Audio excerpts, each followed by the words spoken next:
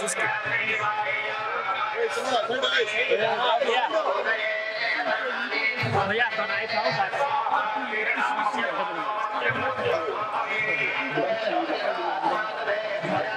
ఓం నమో వెంకటేశాయ.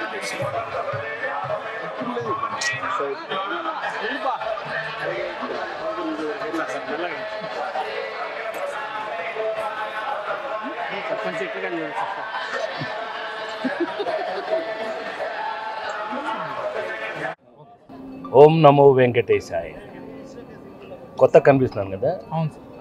మరి కల్కి వచ్చేసిన తర్వాత ఇంకొత్తగా మారాలి కదా, వయసును బట్టి మారాలి. అన్నిటికీ కారణం ఆయనే.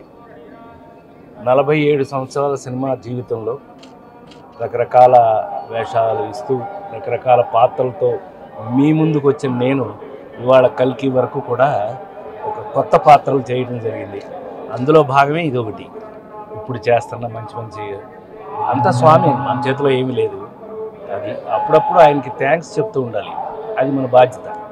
ఇవాళ వచ్చింది ఆ పనికి. సో ఒక కొత్త రాజేంద్ర ప్రసాద్ని మళ్ళీ మీరు చూడడానికి ఆయన బ్లెస్సింగ్స్ కోరుతూ వచ్చాను. మీ అందరికీ తెలుసు, ఆయన వేసిన భిక్ష రాజేంద్ర ప్రసాదం, ఆ కాటేజ్ కూడా ఎలా ఉందని అప్పుడప్పుడు చూడటం నా బాధ్యతగా.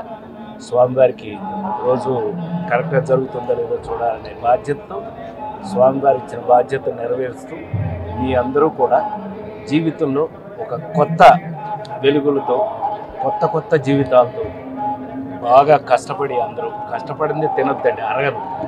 కష్టపడి తింటేనే అరుగుతుంది. ఇప్పటి వరకు నేను పనిచేస్తూనే ఉన్నాను. షూటింగ్ నుంచే వచ్చాను, షూటింగ్కే వెళ్తాను. సో మరొకసారి ఆ స్వామివారి ఆశీర్వచనాలు మీ అందరికీ ప్రతి ఇంట్లోనూ పరిపూర్ణంగా ఉండాలని, ఈ నన్ను చూస్తున్న మీ అందరికీ కూడా ఆ స్వామి గొప్ప జీవితాన్ని, గొప్ప ఆనందాన్ని ఇవ్వాలని మనస్ఫూర్తిగా కోరుకుంటున్నాను. ఓం నమో వెంకటేశ్. నెక్స్ట్ అంటే మూవీ ఇప్పుడు షూటింగ్ అన్నారు, అది ఇప్పుడు జరుగుతున్నది. రవితేజతో ఒక సినిమా జరుగుతుంది, నితిన్తో ఒక సినిమా జరుగుతుంది, హరికథ అని స్వామి మీద ఒక పెద్ద సినిమా పీపుల్ మీడియా టెక్ వాళ్ళు తీస్తున్నారు.